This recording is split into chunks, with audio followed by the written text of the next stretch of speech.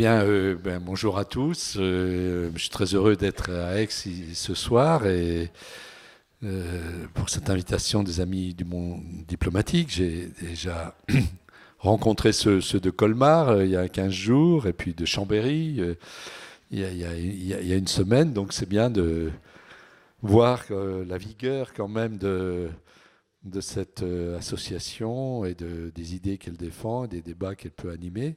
Donc j'en suis très heureux, d'autant plus que je remercie aussi le monde diplomatique qui a été le premier journal à accorder une place à mon livre dans les bonnes feuilles du mois d'août, ce qui a été un point de départ très important. Et c'est très marrant de voir quand même la réception d'un livre comme celui-ci, comme cette histoire populaire de la France. C'est-à-dire que le livre a connu, disons, un bon accueil dans les sphères, je dirais, militantes, hein, jusqu'au mois de novembre. Et puis, il y a eu les Gilets jaunes.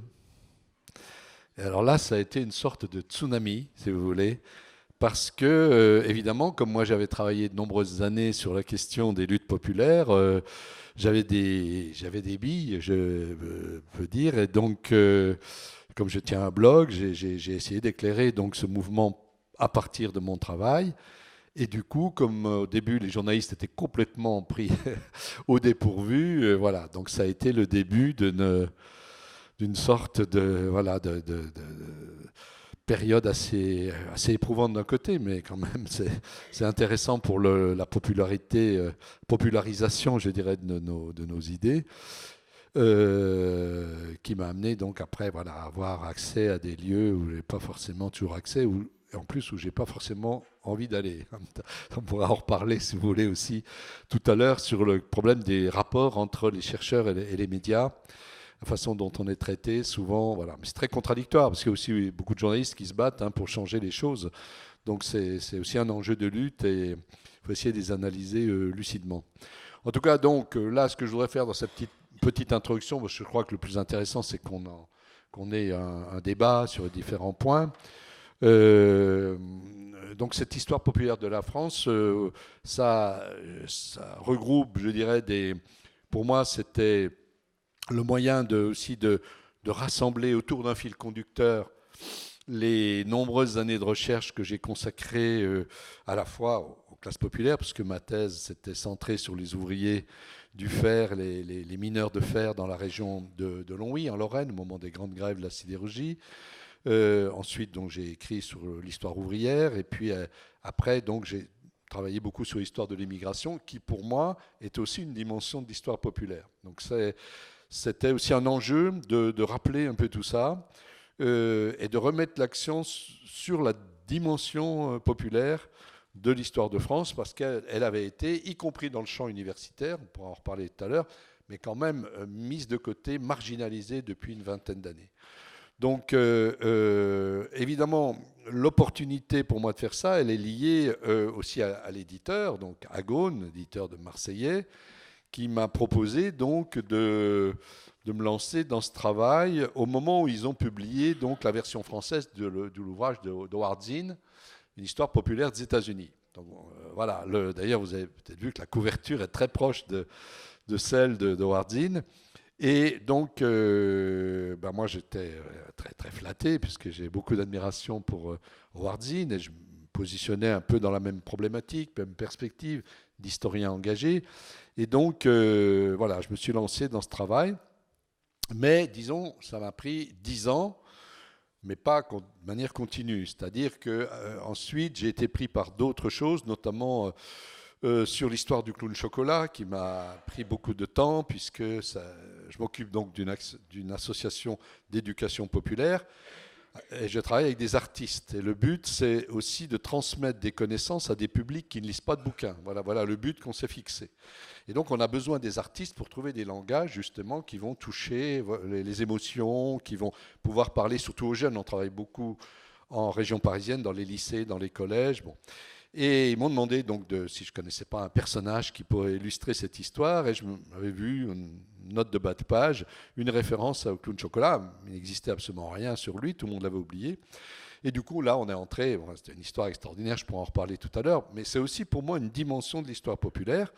Et ensuite, donc, ça a été le spectacle qu'on a fait. Moi, j'en ai fait un livre, puis il y a eu après le producteur de cinéma qui s'est intéressé. Et donc, le film avec Omar Sy, réalisé par Roche Dizem. Bon, évidemment, pour nous, d'un point de vue civique, ça nous permettait de toucher des publics plus vastes. Et pendant ces années, j'ai mis un peu de côté le projet et j'y suis revenu après. Mais il y avait une autre raison aussi qui ont fait que ça a tardé, c'est que je me suis rendu compte que ça allait être beaucoup plus difficile que ce que je croyais. Parce que Howard Zinn, il a écrit son livre, lui, dans les années 70. Et les années 70, moi j'étais étudiant, je m'en souviens, j'étais déjà militant bon, à l'UNEF, hein, bon, aussi dans les groupes antiracistes, etc.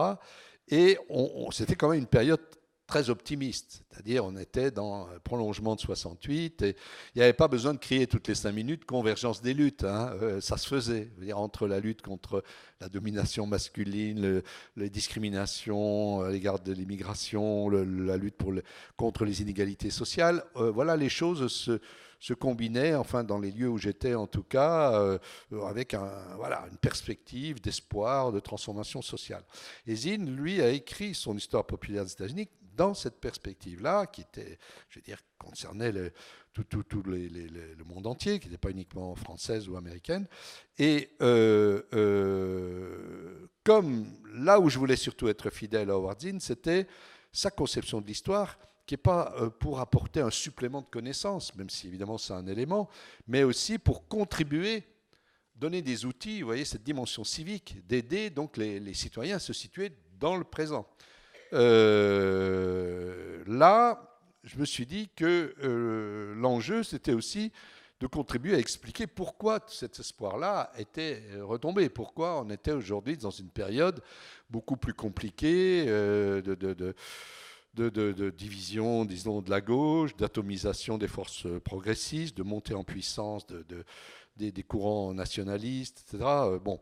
Donc voilà, j'avais déjà cette perspective-là en tête, c'est-à-dire que cette histoire populaire, elle devait déboucher sur le présent et éclairer un certain nombre de problèmes auxquels on est confronté aujourd'hui. Le deuxième point, celui-là je dirais plus positif, hein, c'est que quand Howard Zinn disait que jusqu'à son époque, on avait fait l'histoire des chasseurs et que lui voulait faire l'histoire des lapins.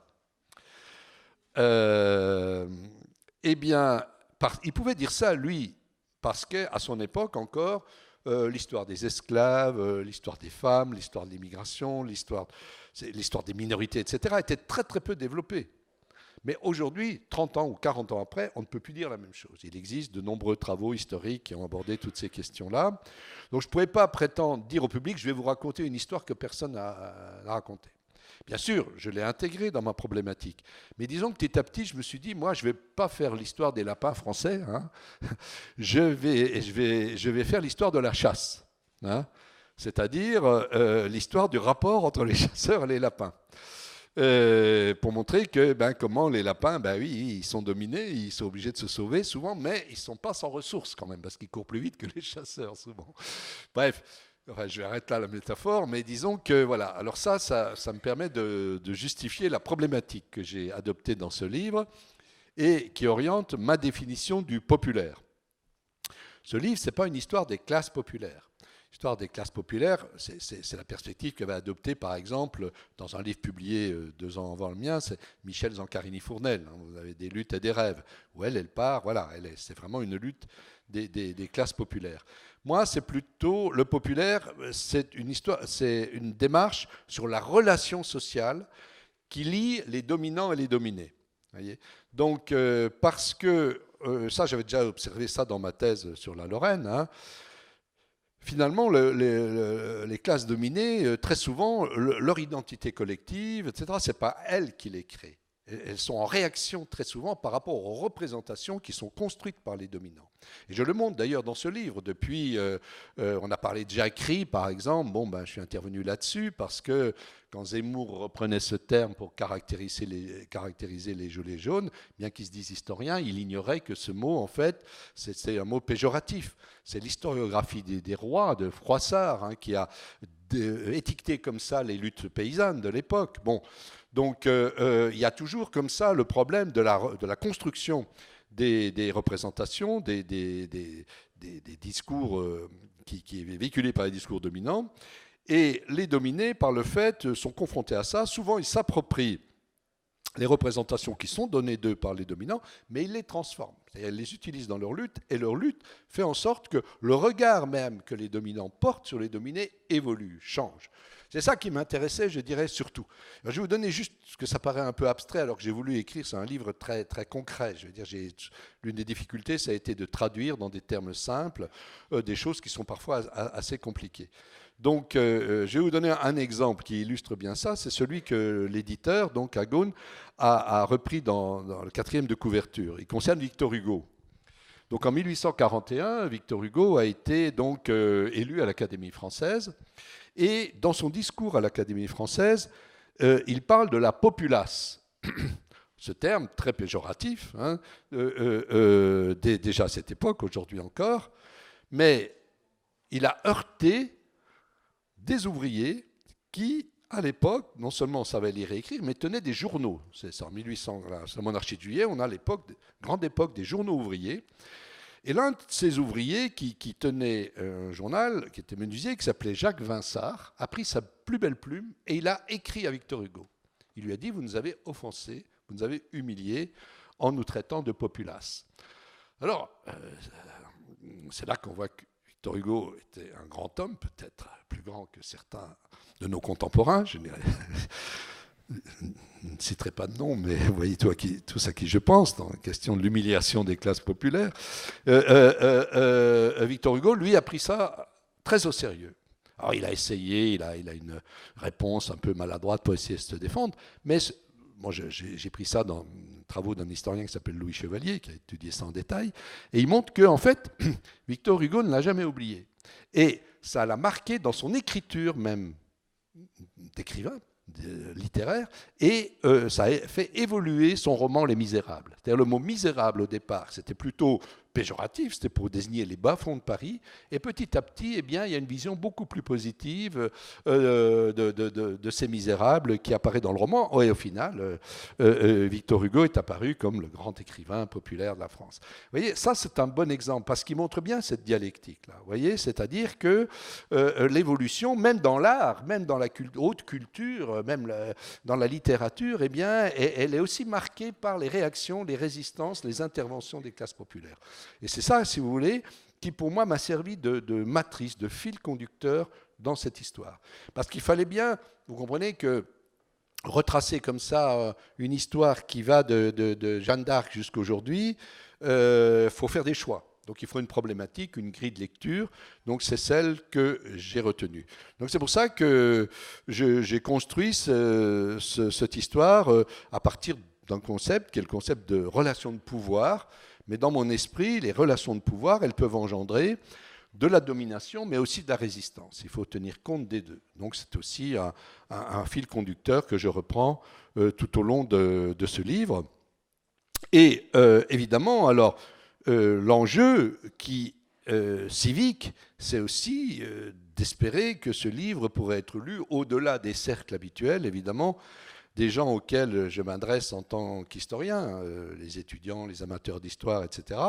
Et là, on touche à une autre dimension du populaire, c'est-à-dire, oui, le public. Alors, il ne faut pas s'illusionner sur le public qu'on peut toucher quand on écrit un livre d'histoire sérieux, je veux dire. C'est loin de représenter les chiffres du cinéma. Si je vous donne un exemple, le film Chocolat a été vu par 2 millions de personnes. Bon, un livre, les éditeurs sautent de joie en l'air quand on le vend à plusieurs dizaines de milliers d'exemplaires. Hein, vous voyez, c'est pas du tout le même ordre. Mais malgré tout, bon, il y avait un enjeu pour moi. Et donc, c'est ce qui m'a amené à un certain nombre de choix au niveau de l'écriture. Par exemple, j'ai renoncé au bas de page. Là, j'ai suivi Howard Zinn pour maintenir un peu une logique du récit. Donc, l'idée, c'est de raconter aussi une histoire. J'ai choisi aussi des exemples qui puissent être parlants pour les gens, même ceux qui n'ont pas une familiarité avec la discipline. C'est pour ça que, par exemple, je parle de Jeanne d'Arc au début, mais pas pour sacrifier au récit nationaliste qui a beaucoup utilisé Jeanne d'Arc, mais pour montrer justement que son action personnelle s'inscrit dans un contexte qui est tout à fait décisif pour l'histoire populaire de la France, parce que c'est à ce moment-là que se met en place définitivement l'État royal. Et donc je montre que c'est la fin de la guerre de 100 ans. Peu de temps après, eh bien, se met en place l'impôt régulier. C'est-à-dire Charles VII, le roi de France, met en place l'impôt régulier. Et pour qu'un État existe, il faut un impôt. Parce que c'est l'impôt qui permet de payer les soldats qui sont chargés de récupérer l'impôt. Vous voyez, c'est un peu la dialectique de base de l'État. Et évidemment, je me suis dit, bah oui, c'est à partir de ce moment-là quand même que tous ces gens qui vivaient dans le royaume commencent à être liés entre eux, parce qu'il faut qu'ils payent l'impôt, sauf les nobles. Mais là, c'est justement un autre enjeu qui apparaît. Et on voit très vite que les luttes populaires, d'ailleurs, en France, se structurent autour de la question de l'impôt, contre les seigneurs, les curés, contre l'impôt royal, etc. Donc voilà, je suis parti, c'est ce que j'ai pris comme fil conducteur et comme point de départ de ce livre, parce que en aval, je voulais, comme je le disais tout à l'heure aussi, que le livre puisse éclairer un certain nombre de problèmes qui se posent à nous aujourd'hui. Donc, c'est pour ça que la question de l'État, j'avais beaucoup travaillé là-dessus avant, mais j'y insiste dans le livre, parce qu'on voit qu'il y a des phases dans l'État. Il y a l'État royal, après il y a l'État national, Troisième République, l'État social, etc., qui sont toujours des enjeux de lutte. Et aujourd'hui, on est dans une phase où on a un pouvoir politique libéral qui essaye de démanteler l'État, donc de rayer de la carte, de rayer les conquêtes populaires. Bon, pas besoin de faire un dessin, on y reviendra peut-être tout à l'heure. Donc je voulais aussi que mon livre soit utile pour éclairer ces questions-là, montrer que les conquêtes sociales, comme on dit, leur histoire et les enjeux que ça représentait aujourd'hui. Donc c'est la raison pour laquelle, ma conclusion, en gros j'ai écrit aussi ce livre, j'ai terminé l'écriture du livre au moment des élections présidentielles de 2017, donc quand Emmanuel Macron a été élu président de la République, et ça a été présenté quasiment par tout le monde comme un grand événement historique, une rupture historique, etc. Donc je me suis dit, tiens, pour conclure ce livre, étant donné que je veux arriver au présent, je vais terminer sur Macron. Bon. Mais je défends aussi l'autonomie de la recherche historique. Moi, on en reparlera peut-être tout à l'heure, mais je suis un historien engagé, mais dans mon engagement, il y a l'idée aussi qu'il faut préserver l'autonomie de la recherche savante, qu'il faut distinguer les rôles. C'est-à-dire, moi, je peux être militant aussi, par ailleurs, engagé politiquement, mais en tant qu'historien, je défends le principe d'une histoire qui a pour but de comprendre, d'expliquer le passé et pas de juger. Donc je me dis comment faire par rapport à l'élection de Macron pour arriver néanmoins à garder cette perspective d'historien. Je me suis dit, je vais prendre un texte, c'est son programme politique, Révolution, donc j'avais un texte en main, et je vais voir comment il parle de l'histoire. Et je vais voir si sa vision de l'histoire de France correspond à la mienne. Comme j'ai parlé d'histoire populaire, je vais voir la place que les classes populaires occupent dans son programme. Et là, évidemment, j'ai pas été déçu du voyage, comme on dit, ou alors j'étais extraordinairement déçu du voyage, ça dépend du point de vue, parce que j'ai vu que les classes populaires étaient complètement ignorées. C'est quelque chose d'ahurissant. Même si vous comparez même avec Sarkozy, avec Giscard d'Estaing, évidemment avec les présidents de gauche, Mitterrand, Hollande, etc., c'est vraiment flagrant, quoi. Je crois que le mot ouvrier est utilisé une seule fois dans le livre, et c'est pour parler des ouvriers obèses.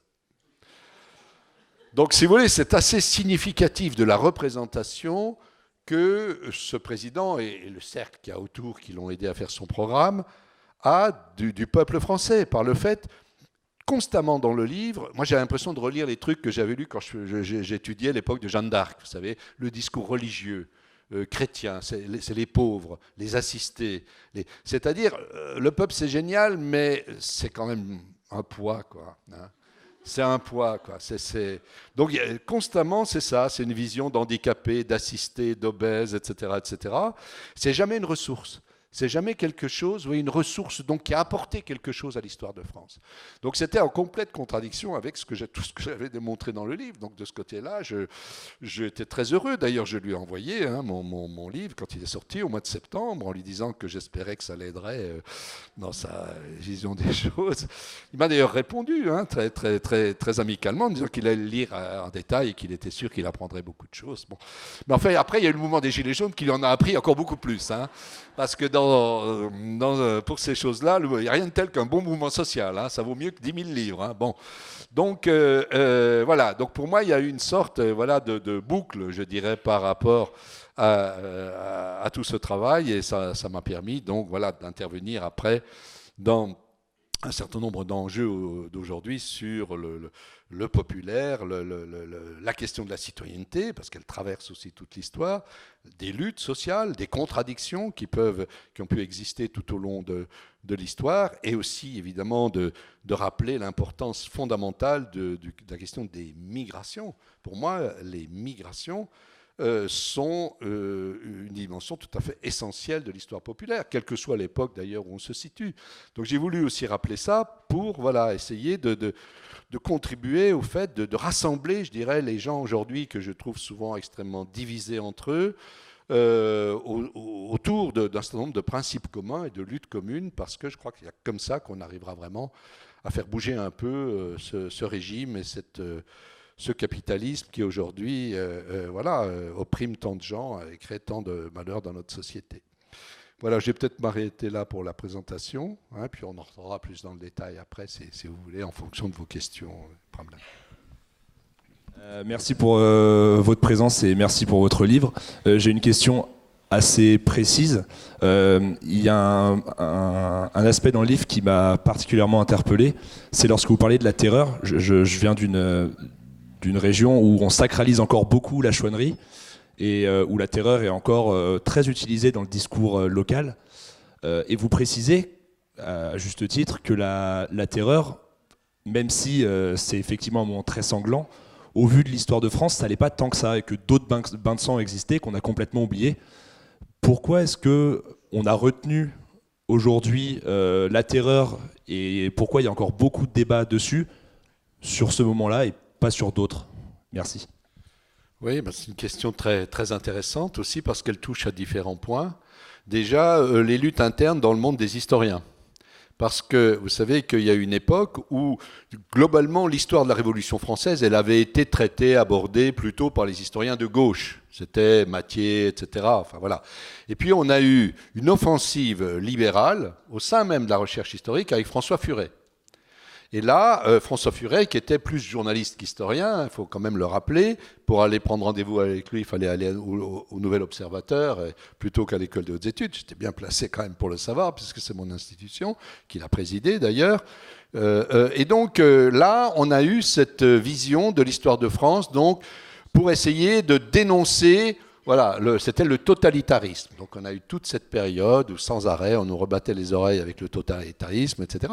Et Furet a écrit un livre où il essayait en disant toutes les révolutions mènent forcément au goulag. C'était en gros la thématique. Et donc il a insisté lui-même sur cet événement de la terreur en lui donnant donc une importance, toutes les nouvelles études. Parce que je dois dire aussi que ce livre, c'est une synthèse. Donc j'intègre dedans mes propres recherches, mais je me suis aussi appuyé sur des recherches d'autres historiens. Et aujourd'hui, on a un courant de jeunes historiens, de nouveaux historiens de la Révolution qui sont très très hostiles à cette vision libérale où ils montrent justement que, contrairement à ce qu'on a voulu dire, la terreur n'avait pas anéanti des centaines de milliers de gens. Il y a la guerre civile. Bon, alors là, il y a eu des guerres civiles avec la chouannerie, etc. Ça, c'est une dimension. Et que le moment le plus dur de la terreur, c'est la terreur blanche. C'est la terreur qui a éliminé justement les sans-culottes, les jacobins, etc., qui étaient partisans donc d'une véritable prise du pouvoir par le peuple. Donc il y a cette dimension-là. Et surtout, c'est pour ça que dans ce chapitre, moi j'insiste sur d'autres choses qui ont concerné beaucoup plus de monde. C'est l'apprentissage de la citoyenneté. C'est ça qui a été déterminant. Et l'apprentissage de la citoyenneté, on le voit dès le début de la Révolution, ça met aux prises deux classes sociales. La bourgeoisie c'est-à-dire les élites qui étaient la majorité des élus évidemment du tiers-État, donc qui disent, ben nous, la majorité était avocats, hein, nous on sait bien parler, on est compétents, on a du temps, donc faites-nous confiance, on s'occupe de tout. Hein, et vous, peuple, paysan, tout ça, ben vous mettez un butin dans l'urne tous les 5 ans et puis ça suffit. Bon, ça c'est la conception bourgeoise de la citoyenneté comme délégation de pouvoir. C'est celle qui s'est imposée au final, mais dès la Révolution française, avec les sans-culottes, il y a une critique populaire de cette conception de la citoyenneté qui disent non, la citoyenneté pour nous c'est la participation directe aux affaires de l'État, donc avec nos propres ressources, nos propres compétences, nos propres moyens, une capacité à contrôler les gens qu'on choisit, hein, à faire tourner les responsabilités, etc. Donc ça, je le montre pour la Révolution, je montre ça se reproduit à chaque mouvement révolutionnaire, en 1848, la Commune de Paris, bien évidemment, et puis après aussi dans les grandes luttes populaires de la France, en 1936, en 1968, etc. Bon. Et c'est donc pas un hasard si, au moment des Gilets jaunes, on a vu ressurgir cette question-là. Vous savez, dans tout le thème qu'on ne veut pas être récupéré, on ne veut pas choisir des représentants, etc., c'était cette dimension de l'histoire populaire qui ressurgissait. Donc je pense que ça, c'est important à souligner. Ce n'est pas pour ça qu'il faut occulter, je dirais, le mouvement Chouan, les massacres qui ont pu se produire à ce moment-là, etc., mais il faut leur ramener à leur juste place dans l'ensemble du processus révolutionnaire. Et rappeler quand même que, je vais vous prendre un exemple. Quand il y a eu vous savez, la manifestation à Paris du samedi, je crois, le 8 décembre, alors, sur la violence, enfin, ça a été en boucle, hein, sur la violence. Oh, regardez, ils ont dégradé l'Arc de Triomphe. Bon, quand même, qu'est-ce que c'est que l'Arc de Triomphe? J'ai même entendu un journaliste qui disait un symbole républicain.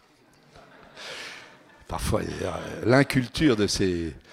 bah oui, c'est quand même à la gloire de Napoléon. Hein, et Napoléon, c'est quand même plus d'1 million de morts. Bien plus que la terreur. Mais ça, on ne le dit pas. On glorifie. Voilà, vous voyez, comme quoi il y a des traitements des morts qui varient énormément dans l'histoire en fonction des gens qui parlent. Donc voilà, c'est aussi un enjeu d'historiographie. Et aujourd'hui, je trouve que la situation est plus favorable pour les historiens, disons, engagés qu'il y a 10 ou 15 ans. Sur ces questions-là, parce que, bon, je crois que les gens comme Furet, etc., sont quand même discrédités, étant donné qu'ils utilisaient complètement l'histoire pour défendre des thèses politiques libérales. Bon.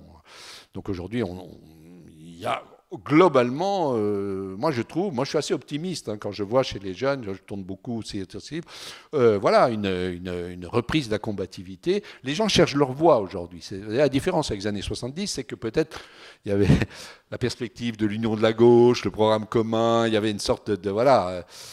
Mais aujourd'hui, c'est plus compliqué. Mais dans les aspirations à changer les choses, je trouve qu'elles sont très très fortes dans le contexte actuel, quoi. Est-ce qu'on peut faire un récit de l'histoire populaire, parce que qui dit récit, dit continuité, etc. Voilà. Donc j'aimerais bien, parce que c'est le parti que vous avez pris. Oui, oui. Et j'aimerais bien que vous nous l'expliquiez. Oui, alors ça c'est aussi une question extrêmement importante que je me suis posée, puisque moi je pense qu'un historien, l'écriture de l'histoire, c'est pas le récit. Si l'historien se revendique son statut scientifique, il doit avoir, il y a des écritures, enfin des différentes formes d'écriture. Mais le récit, pour moi, c'est une traduction de la recherche savante. J'insiste là-dessus. C'est aussi pour ça, quand je travaille avec des artistes dans l'éducation populaire, je fais des spectacles, il est même arrivé que je sois moi-même sur scène. J'ai jamais joué autre chose que le rôle de l'historien. Je vous dis tout de suite. Quand j'étais sur scène pour le Clown Chocolat, je disais, ça y est, mes collègues disaient, ah, ça y est, parce que Télérama avait fait un article disant, quand l'historien mouille sa chemise. Alors, tout le monde ricanait, parce que ça fait pas bon de changer de rôle, hein, vous savez, même dans nos milieux. Hein. Ça y est, Noiriel fait le clown, etc. Enfin, c'était assez facile, mais bon. Mais parce que oui, je crois que là, il faut savoir inventer des langages quand on veut s'adresser à un public qui n'est pas spécialiste. Parce que la science, qu'est-ce que c'est? Si vous prenez les mathématiques, c'est des mathématiciens qui s'adressent à d'autres mathématiciens. On n'y comprend rien, nous, aux recherches mathématiques. Il faut soi-même avoir une formation de mathématicien. C'est pour ça qu'en histoire, c'est pareil. Vous avez des revues scientifiques. Quand quelqu'un fait une thèse, voilà, il est soumis à un langage savant, avec les notes de bas de page, avec les références théoriques, etc. Ça, c'est le langage. Moi, je défends ça. Je fais ça aussi. C'est une partie de mon travail. Mais si vous ne voulez pas rester dans votre petit milieu confiné, où aujourd'hui vous écrivez pour 15 individus répartis sur toute la planète, eh bien voilà, il faut aussi trouver des formes. Donc le récit a sa justification, vous voyez, dans la transposition de la science dans des langages qui sont accessibles à tous. C'est comme ça que je défends, moi, la question du récit dans les formes de diffusion du savoir. Oui, mais alors là, la question de la continuité, elle, moi, ne me gêne pas. Ce problème-là, il a fait couler beaucoup d'autres à un certain moment. Discontinuité, continuité. C'est des débats théoriques sans fin, si vous voulez. C'est un parti pris. Je veux dire, il n'y a pas d'objectivité absolue en histoire. Il y a des partis pris de départ. Vous les assumez. Comme je l'ai dit tout à l'heure pour ma définition du populaire, il y en a d'autres qui peuvent prendre une autre perspective. Le problème, c'est d'être fidèle à la perspective qu'on a adoptée au départ. Voyez. Donc moi, c'est vrai, la continuité dans ce livre-là, en tout cas, je l'assume. Pourquoi ? Parce que je pense qu'il y a une dialectique de l'histoire. C'est-à-dire, je reviens à Marx, puisque j'ai été formé au marxisme dans ma jeunesse, comme beaucoup de gens de ma génération. Et donc, voilà, je renoue avec le concept de lutte des classes, sauf que je l'enrichis par des travaux qui sont venus de la sociologie après. Mais voilà, pour moi, ce que j'expliquais tout à l'heure dans l'exemple avec Hugo et puis Vinsart, c'est une dialectique, c'est-à-dire une lutte entre dominant et dominé, et qui aboutit à un progrès. C'est ça la dialectique au sens de Hegel, c'est la lutte des contraires qui aboutit à un dépassement, c'est-à-dire à un progrès. Marx aussi était nourri de ça. Donc à partir de ce moment-là, oui, vous êtes dans une sorte de continuité. Vous voyez, c'est un processus, on dit. Je préfère le mot processus, c'est-à-dire, voilà. Et pour moi, c'était important de montrer, parce que mon idée, c'était aussi d'essayer de montrer, de dire, ben oui, nous qui vivons aujourd'hui en France, on vient d'où, etc. On a le droit d'affronter ces questions-là. Il ne faut pas les laisser aux Zemmour et autres, vous comprenez ? Trop de mes collègues aujourd'hui sont dans une perspective ou postmoderne ou mondialisée, et du coup ils laissent tout ce terrain-là, vous voyez, à des historiens, disons, réactionnaires.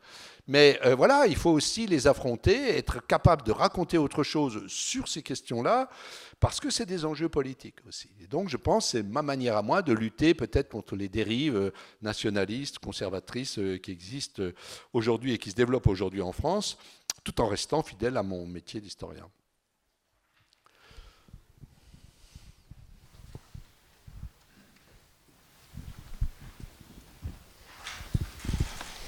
Bonsoir, merci beaucoup pour votre présentation et aussi pour votre réponse précédente. Pour le coup, je vais essayer de m'inscrire dans la continuité de la question posée. La fin de votre ouvrage, c'est de l'histoire immédiate, de l'histoire très contemporaine, enfin il y a une pluralité de termes pour décrire l'histoire du temps présent même. Comment, en tant que militant, en tant qu'historien militant, on peut se positionner dans cette démarche d'histoire immédiate, étant donné qu'on est tributaire quand même d'une absence de sources qui diffère de celle de l'historien d'une période un peu plus éloignée. Comment vous appréhendez ça, vous, et notamment comment vous l'avez appréhendé pour rédiger cet ouvrage-là ? Alors, moi, je ne dirais pas historien militant, mais plutôt historien engagé. Bon, c'est une nuance, mais quand même, derrière, il y a des questions que j'ai abordées, d'ailleurs, dans un livre sur les intellectuels. Moi, j'ai catégorisé comme ça, enfin... Dans mon travail, il y a des ouvrages de fond, il y a aussi des essais qui sont plus rapides, je dirais, mais qui sont des moments où je veux m'engager sur un point précis.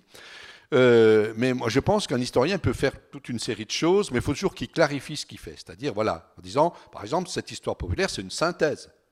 Je n'ai pas été aux archives spécialement pour ça. À la différence d'autres travaux où j'ai été aux archives, etc. Bon, bref, donc ça, c'est un problème de clarification. Et donc, quand j'avais travaillé dans cet essai sur les intellectuels, j'avais essayé de classer comme ça les différentes manières d'être intellectuel. En gros, bon, j'en avais distingué 3. Hein. La première, c'est ceux à la suite de Charles Péguy, que j'appelle les intellectuels de gouvernement.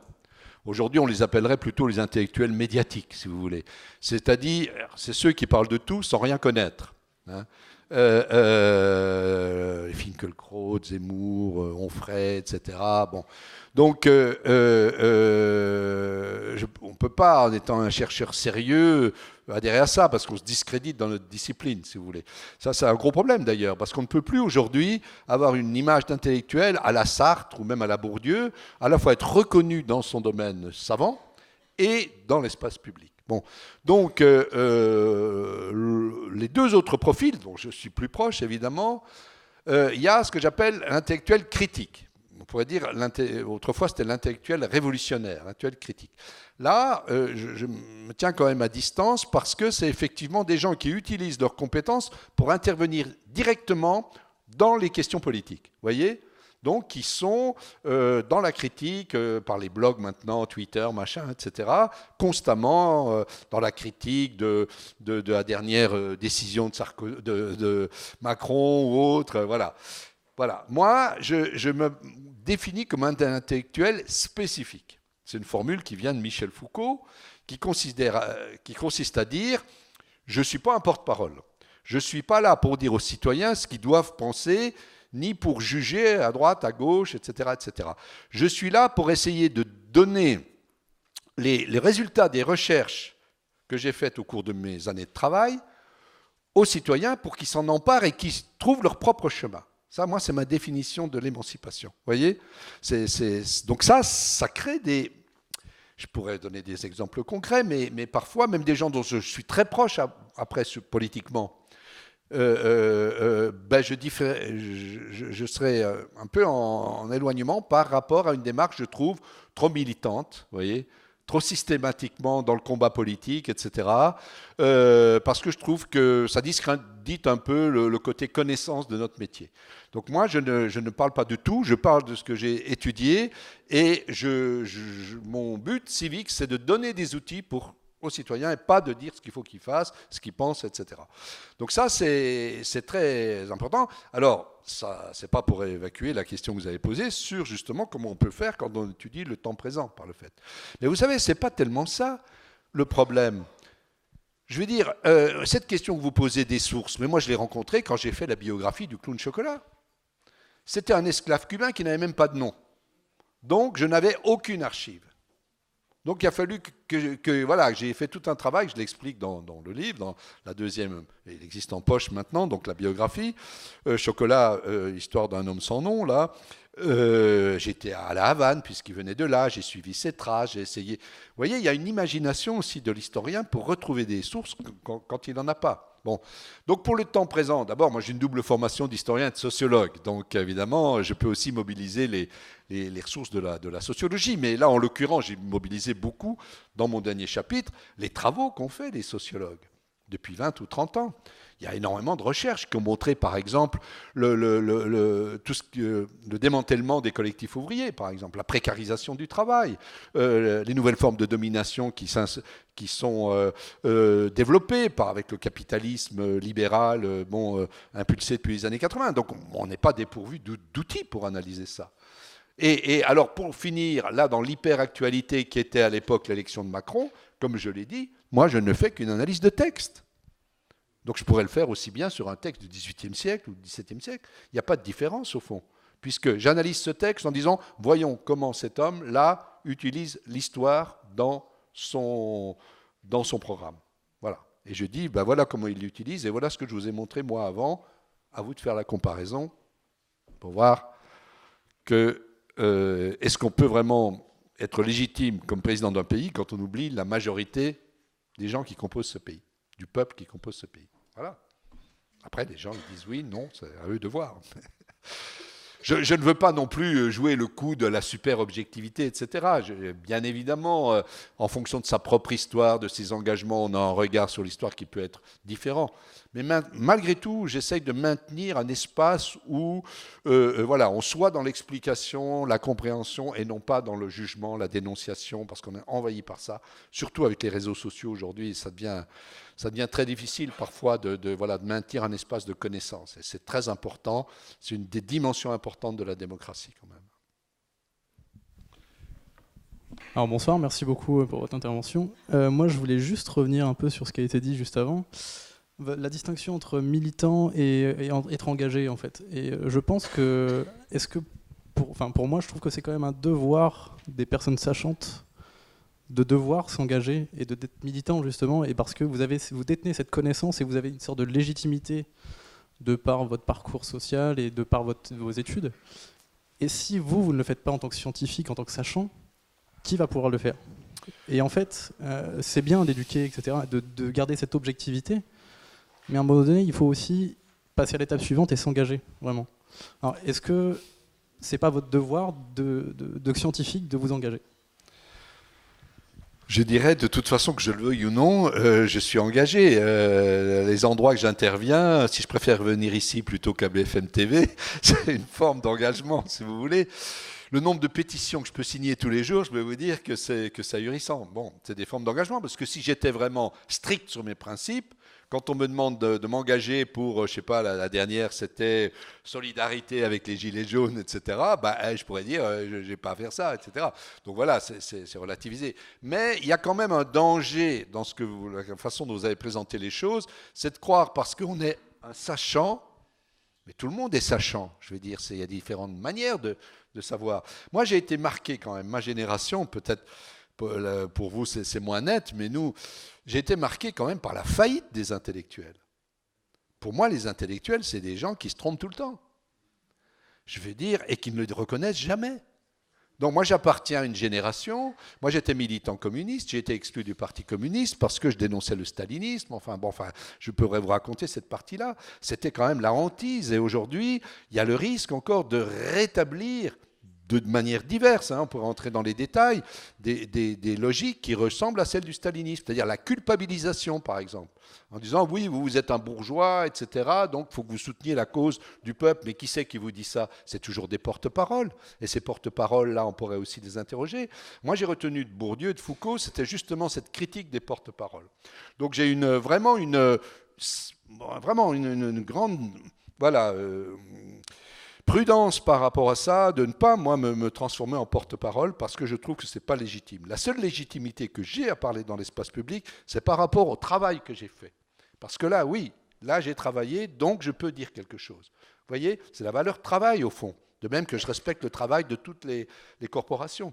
Mais au-delà, utiliser sa notoriété pour soutenir telle ou telle cause, d'abord la notoriété d'un historien, je peux vous dire que par rapport aux footballeurs ou aux chanteurs, etc., c'est extrêmement modeste. Vous avez, il ne faut pas s'illusionner, mais en ce moment, bon, là, il y a eu ce truc un peu médiatique, mais je sais comment ça se passe. Vous retombez dans le néant.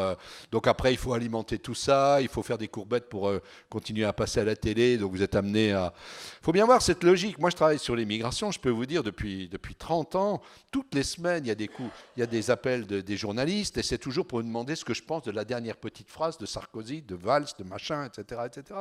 C'est une sorte de mépris de notre travail. Donc, si vous refusez ça, vous dites non, moi je viens, quand on m'interrogera sur ce que j'ai fait, c'est au moins un minimum de respect pour mon travail et pour les auditeurs ou les téléspectateurs.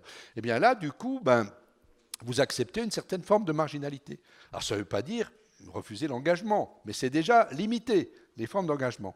Après, les formes d'engagement, il faut voir que c'est compliqué, parce que dans la démarche que je vous présente de l'intellectuel spécifique, les outils critiques que vous utilisez par rapport aux dominants, parfois vous êtes obligé d'utiliser les mêmes outils pour critiquer ceux qui représentent ou qui disent qu'ils représentent les dominés. Moi, j'ai beaucoup de problèmes avec ça.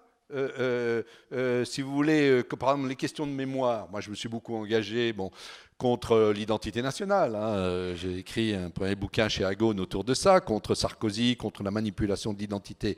Mais je critique avec les mêmes outils les logiques identitaires quand elles sont développées de l'autre côté, chez les indigènes de la République, etc., etc. Parce que c'est pourtant...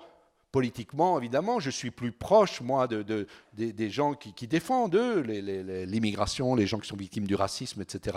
Mais, pour moi, le principe de base, qui est un principe universaliste, on doit appliquer les mêmes outils à tout le monde. Et ça, les logiques mémorielles, elles peuvent se trouver dans tous les milieux.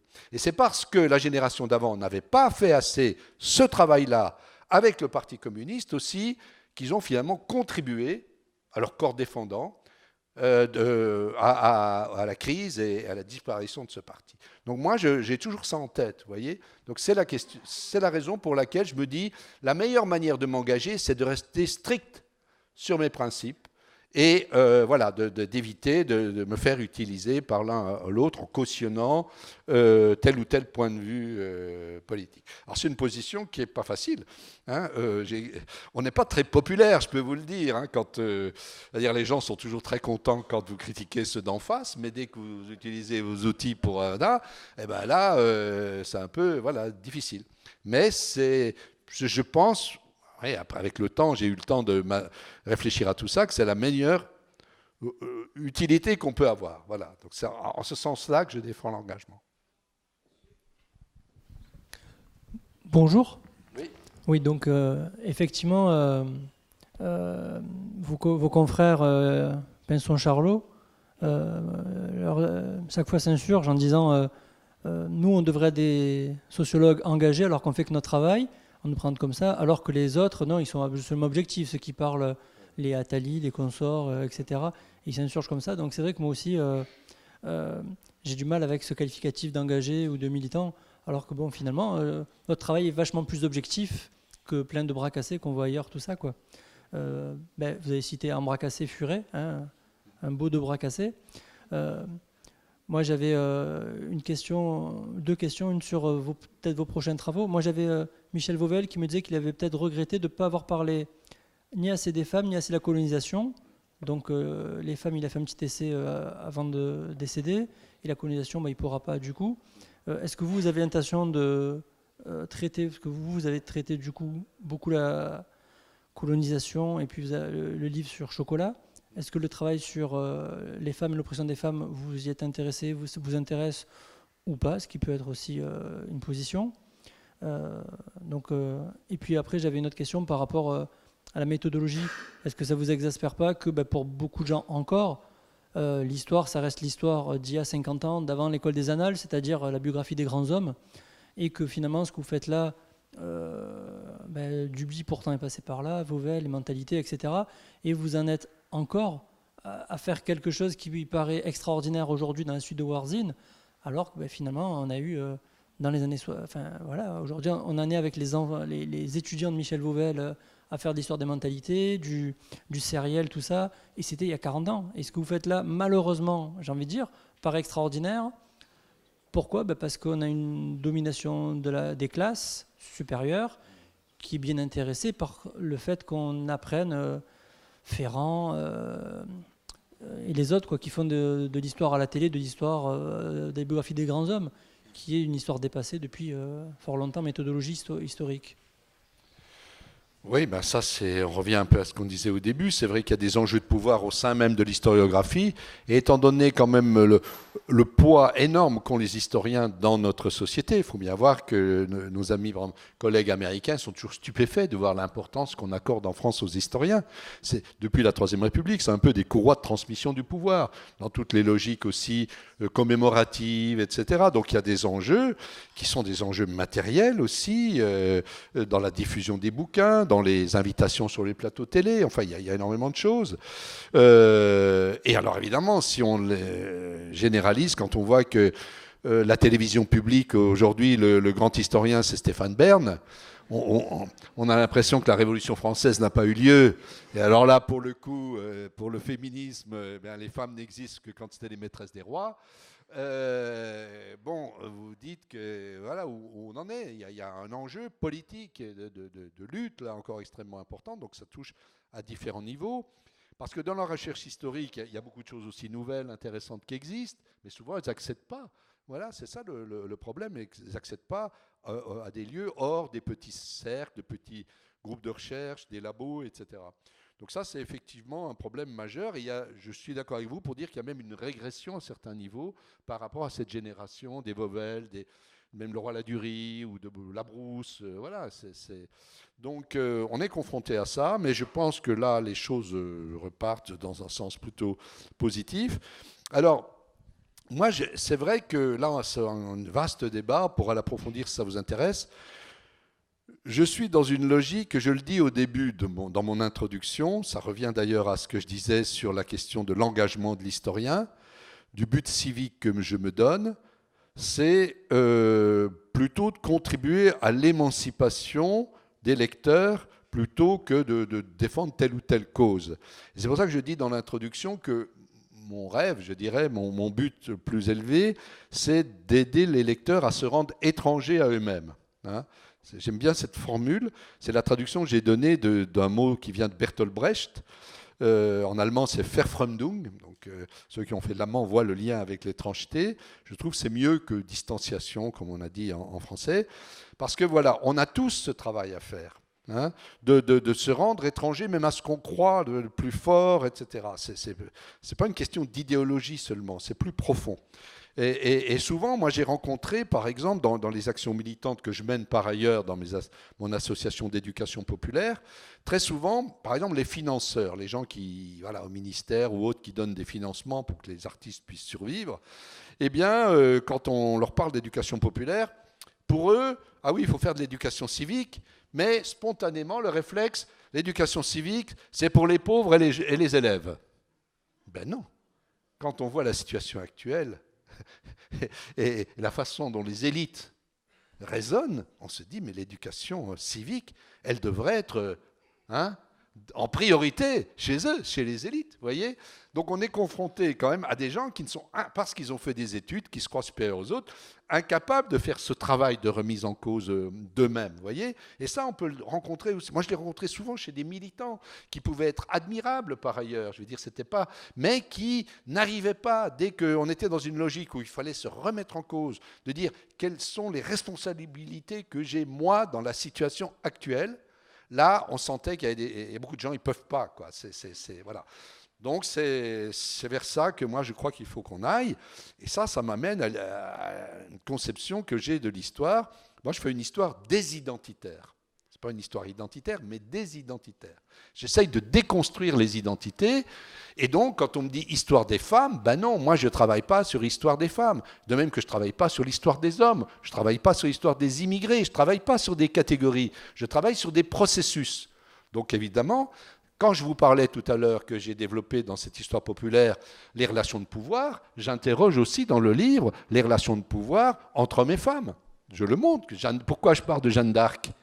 Elle a été brûlée comme sorcière parce qu'elle avait osé endosser une armure d'homme et de jouer un rôle qui était réservé aux hommes. Bon, je montre aussi que l'une des crises essentielles du pouvoir royal, c'était justement la transmission du pouvoir en ligne masculine. Et donc, quand il n'y avait pas d'héritier mâle, à chaque fois, on avait une crise. Et c'était des moments essentiels dans les luttes, si vous prenez la Fronde ou d'autres mouvements avant. Donc voilà, c'est de cette manière-là que j'évoque la question. Et puis après, c'est que je dis, moi, une personne, vous, moi, tout le monde, on n'est jamais construit à partir d'un seul critère identitaire. On est toujours voilà, un mixte, beaucoup de facteurs, et qu'un des dangers, et que les intellectuels sont souvent aussi, ont une responsabilité là-dedans, c'est qu'on va isoler un aspect de l'identité d'une personne. Et du coup, on réifie, ce qu'on appelle réifier les catégories. Donc moi, je fais partie d'un courant de recherche, là, on appelle la socio-histoire, où voilà, on essaye de tenir compte de la diversité des facteurs identitaires qui constituent les individus. Donc voilà, c'est pour ça que parfois, je combine, par exemple, le critère de classe et le critère de genre. Et je montre, ça peut parfois choquer, mais c'est aussi une partie de la réalité, que par exemple, au XVIIIe siècle, Madame du Châtelet, qui est donc une des pionnière du féminisme, eh bien, il y a son valet de chambre qui raconte que lorsqu'elle prenait son bain, eh bien, c'était lui qui était chargé de verser l'eau chaude pour son bain, et que donc elle, pendant qu'il versait l'eau, elle écartait les cuisses, et que lui, évidemment, il se sentait extrêmement gêné, et donc il fermait les yeux, il se faisait engueuler parce qu'il versait à côté, etc., etc. Et lui, il raconte, c'est très touchant dans ses mémoires, hein, il raconte combien pour lui c'était... il avait le sentiment que pour cette femme-là, il n'existait pas comme être humain, ni comme homme. Il y avait la double identité qui était construite. Alors voilà, moi, ce sont des situations comme ça qui m'intéressent. Alors bien sûr, la plupart du temps, j'évoque la domination masculine, je le souligne, mais il faut aussi être capable de prendre des contre-exemples si on veut faire avancer les choses. Voilà comment je construis mon travail. C'est aussi de la même manière que je montre, par exemple, qu'à d'autres moments, au sein même des classes populaires, il y a des formes violentes de domination. À l'époque de Louis XIV, par exemple, je montre qu'en Bretagne, eh bien, il y avait une tradition. Alors aujourd'hui, on n'a pas le droit de mettre en cause des traditions. Mais oui, mais les traditions, ça peut être des formes de pouvoir aussi. Vous avez des traditions qui ils tenaient à distance ceux qu'on appelait les caquins. Les caquins, en fait, c'était des gens dont les ancêtres, parfois un siècle avant, avaient eu la lèpre, et donc on l'avait mis en quarantaine. Mais leurs descendants étaient toujours mis en quarantaine. On les mettait à l'écart dans des villages. Et parmi les révoltes des paysans bretons, l'une d'entre elles, c'était parce que le roi de France voulait supprimer cette tradition-là. Vous voyez comment là, on est à contre-temps, puisque finalement, l'horrible Louis XIV, le pouvoir Louis XIVien, oui, là, il était dans une logique où finalement, les caquins pouvaient dire le roi de France, il nous libère. Et souvent, c'est comme ça que les dominants arrivent à imposer leur domination, parce qu'ils s'appuient sur sur une partie des dominés qui sont victimes eux-mêmes voyez, et ça, je le montre dans différents exemples. Alors, vous voyez, ça rend les choses assez compliquées, mais bon, j'essaye, grâce au récit, toujours de donner des exemples très concrets, parce que je pense qu'il faut tenir compte de tout ça si on veut comprendre la complexité du monde dans lequel l'on vit et les difficultés aussi qu'on a vraiment à sortir des formes de domination diverses. Oui. Bonsoir et merci.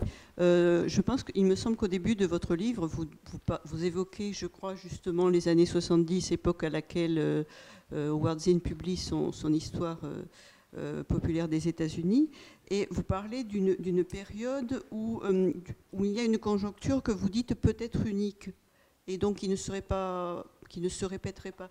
Donc c'est un peu cette analyse que je vous demande de reprendre ou d'approfondir, par comparaison avec l'époque actuelle, ne serait-ce que ça, par rapport à ce que vous venez de dire, pour éviter à certains d'entre nous qui ont connu ces années 70, que notre critique du présent ne soit pas une nostalgie un peu stérile. Oui. Il y a toujours ce risque de jouer les anciens combattants. Voilà. Donc il faut aussi faire un travail sur soi-même par rapport à ça, pour comprendre ce qu'il y a de nouveau dans le monde de la jeunesse d'aujourd'hui, parce qu'il y a des tas de choses extraordinaires, nouvelles, que nous-mêmes, on n'arrive pas forcément à... Voilà, là on est au cœur des choses. Oui, mais c'est vrai que moi, je dirais que je vais prendre le mouvement des Gilets jaunes. Moi, je suis frappé quand même de voir qu'un certain nombre même de mes collègues, qui sont des intellectuels critiques, très engagés quand il s'agit de défendre les minorités, etc., ou la domination masculine, ne se retrouvent pas et refusent de soutenir le mouvement des Gilets jaunes. Là, on a une illustration, je dirais, de cette séparation qui, à mon sens, n'existait pas dans les années 70. Voyez ? Et là, parce que se sont constitués au sein même du champ universitaire, je pourrais citer des noms, mais bon, je crois que ce n'est pas la peine, des groupes, des chapelles, je dirais presque, qui se spécialisent dans le combat autour d'une forme de domination qui est bien réelle, mais qui est sectorielle. Et ça, c'est typique, c'est encore beaucoup plus prononcé aux États-Unis, ce qui fait qu'on arrive, si on isole par exemple le combat antiraciste du combat social, c'est terrible. C'est terrible parce que du coup, on laisse les personnes qui sont victimes du racisme dans une logique de minorité. On ne trouve pas de lien avec les autres formes de lutte et ça dessert finalement tout le monde. Donc c'est pour ça que moi je suis sensible à ça, parce que je le vois même au niveau même parfois de mes étudiants, des choix de recherche, etc.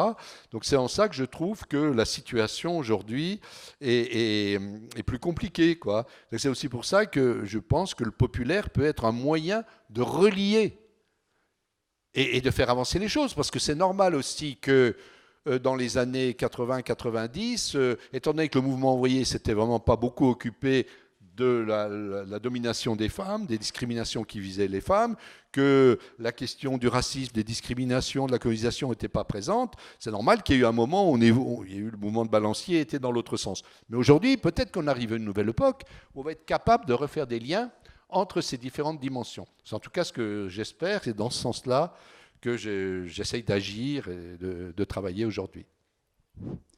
Oui. Par rapport à la domination, je trouve qu'on a quand même un exemple tout à fait considérable avec le président de la République. C'est même une forme de domination pathologique. Il a un surmoi complètement surdéterminé, c'est un homme dangereux. Et le mode les modalités qu'il propose aux Français, c'est lui-même, point. Enfin, c'est très inquiétant. C'est une personnalité très inquiétante. Alors voilà, alors là, vous voyez, c'est un vocabulaire, je dirais, normatif, de dangereux, etc. Alors effectivement, ce qu'on peut dire, en tout cas, c'est que il y a effectivement dans son itinéraire, si on veut faire une sorte de sociologie rapide, c'est quelqu'un, donc évidemment, qui a toujours vécu dans un milieu bourgeois, je dirais, de la bourgeoisie à Amiens. Ses parents étaient médecins, il a été éduqué chez les jésuites, ce qui n'arrange pas forcément les choses. Hein, bon. Et ensuite, il est passé donc à l'ENA, etc., à la Banque Rothschild, et il est devenu président de la République sans avoir d'expérience politique, parce qu'on peut dire les autres, ils étaient aussi de la bourgeoisie, mais ils s'étaient frottés quand même à la politique, donc à l'électorat, donc aux classes populaires quelque part. Et lui est entré là-dedans et il a cru qu'on pouvait gérer un pays comme on gère une entreprise, voilà, du CAC 40, etc. Donc c'est en ça qu'il y a une sorte de naïveté, je pense, qui explique qu'il ait suscité tant de haine. Et donc moi j'ai cru à un moment que dans son acte de contrition, vous savez, à un moment donné, lorsqu'il a lâché ses 10 milliards, là, bon, il les a donnés d'une main, il les a récupérés de l'autre, mais bref, qu'il avait vraiment compris quelque chose. Mais très vite, il est revenu à son profil classique, même avec ses petites phrases, etc. Mais là, je pense que c'est délibéré. Je pense qu'il y a le calcul que, de toute façon, eh bien, le seul espoir qu'il a, c'est plutôt d'aller vers la droite. Donc il dit, il ne faut pas que je désespère les 20% qui me font encore confiance, quoi. Donc du coup, c'est délibérément maintenant ce discours libéral, sauvage, on pourrait dire, qui est appliqué, mais avec une stratégie politique, qui frise quand même parfois, me semble-t-il, même d'un point de vue objectif, la naïveté. C'est-à-dire de dire on va lancer un grand débat populaire, hein, où c'est lui qui tient le crachoir quand même. Enfin, je sais pas, si vous regardez la télé, etc., il n'y a que lui qui cause. Les maires disent quelques petites phrases tout modestes, ils sont tout timides, etc.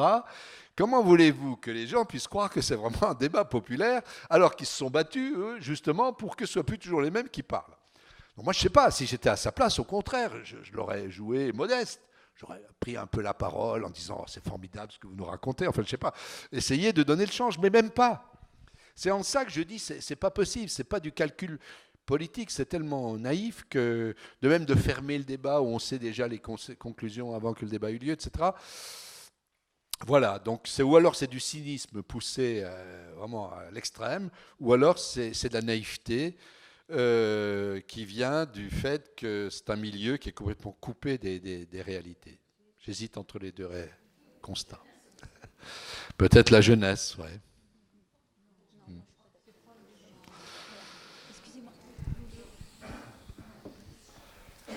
Oui, bonjour. Merci de votre intervention et merci de vos bouquins aussi. Mais j'avais une question quand même, c'est quelque chose qui m'a un peu toujours étonné, c'est votre insistance à vouloir parler de socio-histoire. Parce que pour moi, l'histoire, c'est une discipline avec une méthodologie, en gros, et puis après, derrière, on peut avoir des outils théoriques qui permettent, par exemple, le constructivisme ou des choses dont vous parliez sur les identités, etc. Et je vous avoue que l'idée de socio-histoire, je ne vois pas exactement ce que ça apporte à l'idée qu'au fait de l'histoire, on peut faire de l'histoire sociale, on peut s'interroger à des... Voilà, mais on est toujours... Bon, après, je ne comprends pas très bien. À une époque, il y a beaucoup plus longtemps, et ce n'est pas vous du tout, il y avait des gens qui parlaient d'ethno-histoire, par exemple, aussi, des choses qui ont un peu disparu comme ça. Et je ne vois pas très bien ce que vous voulez apporter de spécifique par l'utilisation de ce terme. Oui, alors ça me renvoie à une autre dimension. C'est effectivement, moi j'ai travaillé beaucoup, vous savez, donc mon premier poste, ça a été donc à l'École normale supérieure à Paris, où j'ai eu en charge l'animation de ce qu'on appelait un DEA à l'époque, on appelle ça un master aujourd'hui, qui était interdisciplinaire. J'ai une double formation, moi-même d'histoire et de sociologie, donc j'ai été confronté dès le départ à cette question de l'interdisciplinarité. Et j'ai vu un danger, c'est-à-dire une interdisciplinarité tous azimuts finalement. Qui me semblait négatif du point de vue scientifique. Donc, avec les gens qui travaillaient avec moi, on a essayé de resserrer ça en disant que finalement, de même qu'on va parler, par exemple, je sais pas, de la biochimie, je sais pas, enfin, dans le domaine des sciences dures, il y a comme ça des jonctions entre des disciplines différentes qui se rassemblent pour former une sous-discipline, si on veut. Donc nous, c'est dans cette vision-là qu'on a travaillé. Et la socio-histoire, ce sont des gens qui ont une double formation en histoire et en sociologie et qui la mettent en œuvre dans leurs travaux. Donc ça va plus loin que l'histoire sociale, parce que l'histoire sociale, bon, c'est une démarche d'historien classique qui parle de la société, etc. Mais la sociologie, c'est une discipline qui exige une formation, qui exige une culture théorique, etc. Donc c'est pas simplement d'appliquer des outils qui viennent d'une autre discipline à l'histoire, c'est vraiment être capable d'intervenir et de tenir, comment dirais-je, le haut du pavé dans les deux disciplines. Moi, je peux aussi bien intervenir auprès de sociologues dans des débats sociologiques qu'avec des historiens, la maîtrise de l'archive, des concepts de l'histoire, mais voilà. Donc c'est une sous-discipline qui a sa cohérence. Et ce n'est pas simplement manier des outils qui viennent de la sociologie. C'est plus exigeant que ça. Mais en même temps, je ne fais pas un fétichisme des termes. Il y a des gens qui peuvent faire ce que nous on appelle la socio-histoire autrement. Mais la labellisation des domaines de recherche, c'est important scientifiquement. C'est un enjeu. Si vous voulez créer des postes universitaires, si vous voulez attirer des jeunes autour du domaine que vous explorez, il faut aussi labelliser, c'est-à-dire institutionnaliser, ça passe au journal officiel, etc., bulletin officiel, etc., pour qu'il y ait des recrutements qui soient spécifiques dans ce domaine-là. C'est aussi cet enjeu. Moi, j'ai été le fondateur de la revue Genèse, Sciences sociales et Histoire, donc qui réunit des historiens, des sociologues, mais aussi des anthropologues, des politistes, etc. Et on a essayé de former comme ça, un noyau dans lequel il n'y a pas que la socio-histoire, mais où la socio-histoire est importante. Et j'ai créé une collection avec Michel Auferlet, qui est politiste, qui s'appelait Socio-histoire. Et on essayait de publier dans cette collection des gens qui avaient effectivement une agilité dans les deux disciplines et qui étaient capables de travailler sur des objets qui pouvaient être politiques, qui pouvaient être autres, mais avec cette double spécialité. Donc, je crois quand même que là, ce n'est pas simplement un jeu de vocabulaire, mais qu'il y a des enjeux derrière qui sont scientifiques, donc des enjeux de connaissance. Voilà. Bonsoir. Merci d'avoir écrit ce livre, ce qui m'a appris beaucoup de choses sur la France. Moi, j'ai fait mes études en Espagne dans un lycée français, donc j'avais une formation très, très académique et j'ai appris beaucoup de choses. Je voulais vous remercier. Est-ce que vous voyez les choses d'un bon œil par rapport à la gauche en France ? Je vous pose la question parce que vous savez que l'Europe, elle a le risque de l'extrême droite. L'Espagne, qui a vécu une dictature qui s'est terminée en 1975, connaît aujourd'hui l'essor d'un parti d'extrême droite, Vox, qui a beaucoup de succès auprès des jeunes et qui a une grosse activité au niveau des réseaux sociaux, de captation d'attention des jeunes. Et je m'inquiète pour ça en France. Oui. Alors, en tout cas, ce ne sera pas l'œil de Moscou, ça je vous le dis tout de suite, mais dans mon analyse, justement, je me suis aussi appuyé donc, sur des ressources, des références extérieures, et j'ai repris notamment les analyses d'un quelqu'un qui fait de la philosophie politique, qui s'appelle Bernard Manin, sur le passage, ce qu'il appelle la démocratie de parti, à la démocratie du public. Donc, je trouve que ça fonctionne très bien, ça correspondait très bien à ce que j'avais pu observer. En gros, depuis la fin du 19e siècle, c'est ce que je montre dans le livre, jusque dans les années 1980, on avait une démocratie où les partis politiques jouaient un rôle très important. Et puis, pour des raisons multiples, notamment la destruction de la classe ouvrière avec la délocalisation des entreprises, le démantèlement des collectifs ouvriers, la mondialisation du capitalisme financier, etc., on a eu ces forces politiques qui se sont affaiblies considérablement. Les syndicats aussi, etc. Et donc on est passé dans ce que Manin appelle une démocratie du public, c'est-à-dire que de plus en plus, c'est les médias, en gros, qui déterminent l'agenda politique auxquels même les hommes politiques sont obligés de se référer. Donc ça, pour moi, ça a été encore aggravé par les chaînes d'infos en continu et les réseaux sociaux. Donc, c'est pour ça que je pense que l'élection de Trump aux États-Unis, le Brexit au Royaume-Uni, la montée, qu'on appelle les populistes dans un certain nombre de pays, l'élection de Macron et le mouvement des Gilets jaunes, tous ces éléments-là qui ont surpris à chaque fois, en fait, s'inscrivent dans une même matrice. Voilà. Et cette matrice, effectivement, elle est extrêmement dangereuse parce qu'elle alimente les courants démagogiques qui jouent sur les préjugés des gens, etc. etc. Donc ça, c'est un point très négatif. Mais le mouvement des Gilets jaunes, notamment, a montré que ça pouvait aller dans un sens différent, dans des sens différents. C'est-à-dire, et c'est un enjeu actuel, c'est que ces outils nouveaux, qui présentent, comme toutes les formes de communication, c'est toujours contradictoire. Il n'y a jamais eu des formes de techniques qui sont entièrement positives, entièrement négatives. Eh bien, ils peuvent être utilisés pour nourrir, alimenter des formes de résistance, des luttes différentes, auxquelles on n'avait pas pensé, etc., etc. Pour moi, c'est le principal enseignement des Gilets jaunes, mais ça ne veut pas dire que ça ira forcément dans le bon sens. On est confronté à ça aujourd'hui, c'est aussi notre rôle en tant que citoyen de faire en sorte que ça puisse évoluer vers un sens plutôt positif que d'aller dans le sens négatif que vous soulignez tout à l'heure. Mais ça, d'abord, un historien, c'est pas un futurologue, hein, il a déjà bien du mal à comprendre le passé, c'est pas pour prédire l'avenir, et en plus, l'avenir n'est pas écrit. C'est pas écrit. L'histoire, c'est ça aussi. Oui. Oui. Oui.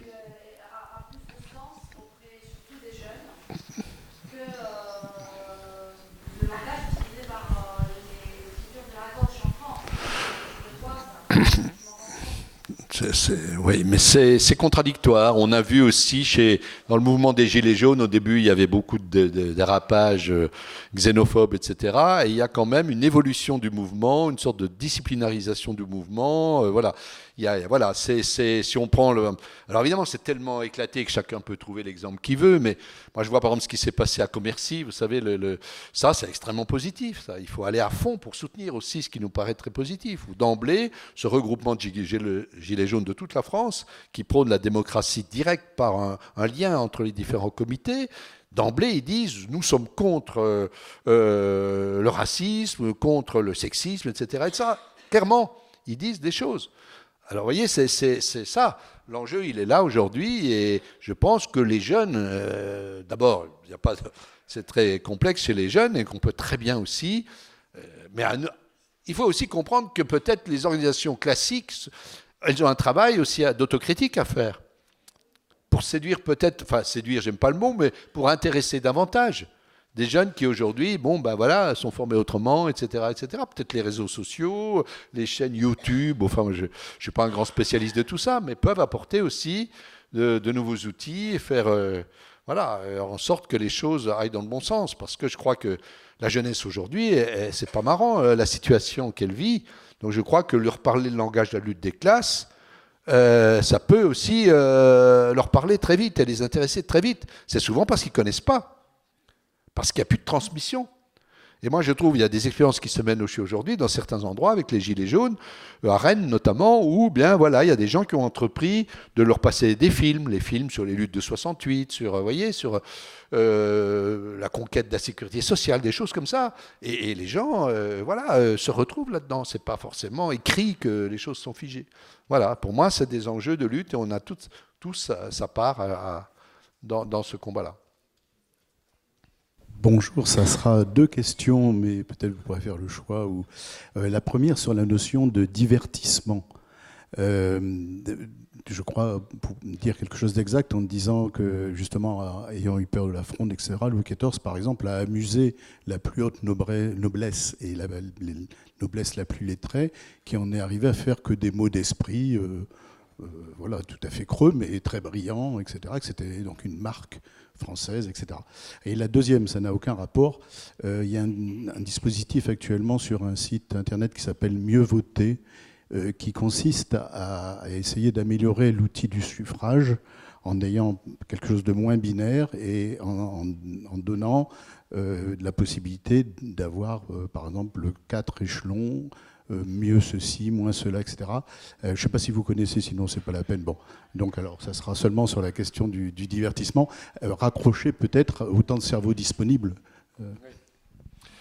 Oui, alors c'est très intéressant aussi la question du divertissement, et ça me permet peut-être d'illustrer un peu ce que je disais tout à l'heure. Si vous voulez, quand je disais que donc j'avais essayé dans ce livre de réutiliser le concept marxiste de lutte des classes, mais en gros, Marx, il y a deux limites dans le marxisme. D'une part, il sous-estime et il ne voit pas vraiment le rôle de l'État, et deuxièmement, la question culturelle est très absente, quoi. Mais la sociologie, depuis Max Weber jusqu'à Pierre Bourdieu, nous a apporté beaucoup justement pour compléter ces questions-là. Et la question du divertissement, on peut l'avoir comme une forme de domination symbolique, voyez. Et on peut reprendre cette question de la société de cour à Louis XIV, parce que le divertissement, c'était aussi un enjeu de lutte. Parce que Louis XIV, vous savez qu'il avait été traumatisé par la Fronde. Il était adolescent à l'époque et à un moment donné, il a craint pour sa vie. La Fronde, ça a été un moment extrêmement chaud, je dirais, pour la royauté. Et donc, toute sa vie, il s'est dit diviser pour régner. C'est pas pour rien qu'on lui attribue la formule. Et diviser pour régner, c'est pas tellement les paysans dont il avait peur. C'était les dominants, c'est-à-dire entre les bourgeois et les nobles. Et donc, il les a amenés à Versailles et il les a mis en concurrence. Et les nobles, eh bien, ils s'appauvrissaient globalement, les bourgeois s'enrichissaient, mais sur le plan symbolique, c'était les nobles qui avaient le haut du pavé, parce que les normes aristocratiques restaient dominantes. Et vous connaissez les pièces même de Molière, le bourgeois gentilhomme ou Monsieur de Pourceaugnac, c'est vraiment des pièces racistes, de racisme de classe. C'est le racisme anti-bourgeois. C'est une dénonciation des bourgeois qui veulent imiter des nobles et qui n'y arriveront jamais, en gros, vous voyez. Et ça, c'était aussi dans cette perspective-là, parce qu'en jouant sur les clivages qui existaient entre les deux milieux, disons, qui étaient rassemblés à la cour de Versailles, eh bien, Louis XIV maintenait, vous voyez, aussi son pouvoir. Donc le divertissement, c'est souvent aussi un enjeu culturel, dans la construction des normes et dans les clivages qu'on peut qu'on peut développer au sein, donc, des différentes classes sociales, et y compris d'ailleurs au sein des dominants, parce que je montre aussi dans le livre qu'au sein des élites, il y a aussi des contradictions, il y a aussi des formes de domination interne. Donc ça, c'est pour ça que c'est intéressant aussi d'aborder cette question-là, parce qu'elle joue aussi, pour ça, moi, j'ai découvert ça en travaillant avec des artistes aussi, toute cette dimension symbolique de la résistance aussi. On n'a pas parlé là, mais les gilets jaunes, c'est quand même une trouvaille populaire, je trouve, vraiment intéressante, quoi, parce qu'ils retournent un truc complètement bureaucratique, vous savez, de l'administration et ils en font un symbole. Je pense que le mouvement a eu du succès aussi à cause de ça. C'est un symbole qui permet de montrer la détresse. Celui qui a le gilet jaune, c'est l'automobiliste qui reste au bord de la route et qui est laissé pour compte, etc. En même temps, la question de la visibilité, puis ça touche quand même des composantes des classes populaires, des ouvriers qui travaillent, ou des ouvrières qui travaillent sur le bord des routes, etc., enfin dans les éboueurs, etc. Donc il y a une dimension là symbolique on la retrouve toujours dans les grands mouvements populaires. C'est 36, c'est le point levé, la résistance symbolisée par le point levé. Le drapeau rouge, c'est le sang de l'ouvrier. Ça passe toujours par une symbolique. Donc c'est une symbolique que les dominés opposent à la symbolique des dominants. Alors évidemment, aujourd'hui, on peut se dire, jaune, c'est pas la couleur des révolutionnaires. Parce que les jaunes, vous savez, c'était les traîtres, c'est ceux qui soutenaient les patrons. Donc il y a une évolution. La Marseillaise, on préférait l'international, peut-être. Bon, bref. Donc il y a aussi des mutations qui se font à travers l'interprétation que les gens donnent au symbole. Mais malgré tout, il y a cette dimension symbolique qui, je crois, c'était intéressant de le rappeler. Je voudrais revenir sur la remarque de monsieur sur l'histoire faite par Stéphane Bern, Franck Ferrand, etc. Je vous avoue que je partage votre avis sur la qualité scientifique de ce genre d'émissions à la radio et à la télé. Et vous l'avez dit, c'est vrai que lorsqu'on regarde Stéphane Bern, on en apprend plus sur les virées nocturnes des rois de France que sur les décisions qu'il prenait le jour. Néanmoins, est-ce qu'on ne peut pas, au contraire, plutôt que de faire une division entre les historiens et ces poids lourds médiatiques, est-ce qu'on ne peut pas les utiliser comme des portes d'entrée ? Parce qu'il est quand même vrai qu'il y a beaucoup de gens qui ne s'intéressent pas à l'histoire et dont le seul rapport à l'histoire, c'est ce genre d'émission. Est-ce que plutôt que d'être en opposition à cette appropriation de l'histoire, vous pouvez pas vous voir plutôt comme un complément, c'est-à-dire que ce genre d'émission fait venir les gens qui ne s'y intéressent pas forcément vers l'histoire, et vous ensuite vous utilisez peut-être cette dynamique pour apporter un regard plus scientifique? Moi, je crois qu'on peut utiliser les recettes qui font le succès des émissions Stéphane Bern pour raconter des choses intelligentes sur l'histoire de France. Je pense que c'est pas tellement la technique qu'il utilise pour attirer des gens qui pose problème, mais le contenu, quoi. C'est le contenu, l'écart qu'il y a entre le niveau de la recherche historique savante, je dirais. Donc moi, si jamais la directrice de France Télévisions vient me voir en me disant « Allez hop, vous remplacez Stéphane Bern, on vous donne carte blanche », j'y vais direct, hein.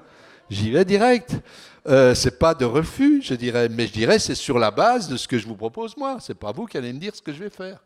Vous comprenez, c'est aussi ça l'enjeu, c'est que on se heurte à ça. Donc moi je veux bien ne pas être en compétition, en concurrence, mais de fait c'est la réalité, quoi, parce qu'il y a une trêve, même dans les chaînes publiques, ça change quand même.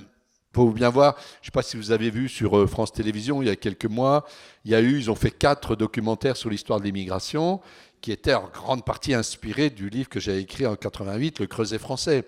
C'était quand même une volonté de montrer l'histoire de la France à partir des apports de l'immigration. Il a fallu 30 ans pour que ça arrive en prime time dans une chaîne publique. Donc voilà, je sais qu'il y a j'ai été même contacté, pour tout vous dire, mais c'est très long, mais par des gens, des réalisateurs, des réalisatrices qui voudraient adapter cette histoire populaire pour en faire une série de documentaires. Donc voilà, c'est des enjeux de lutte, tout ça.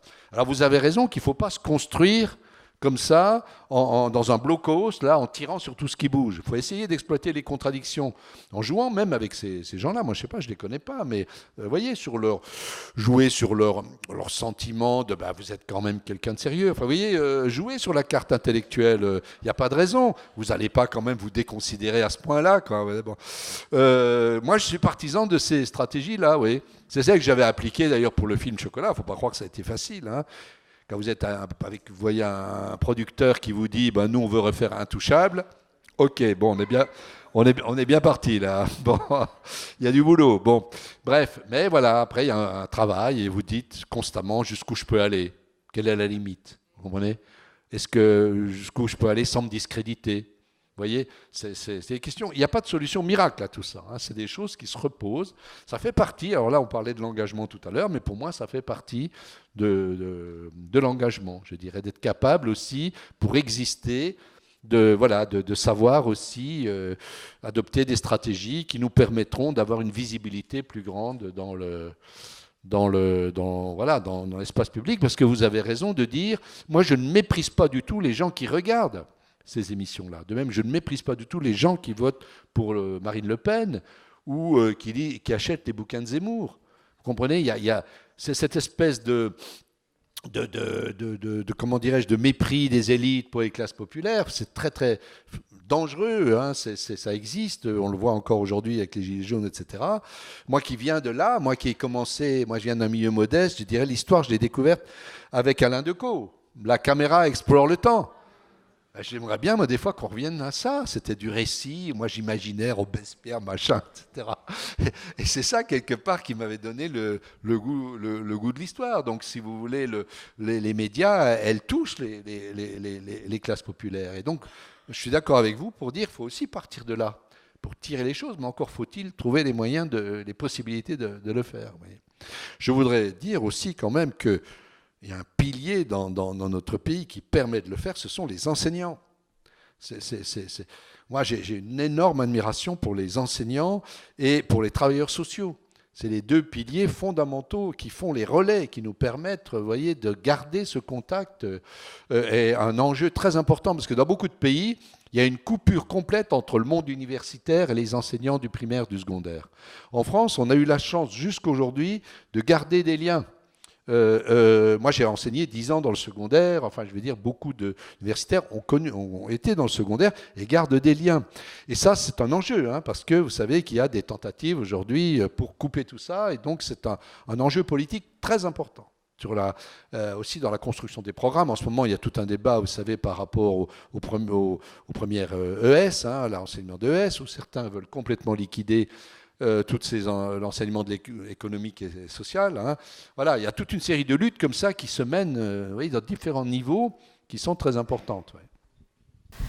Bonsoir, merci pour votre présence.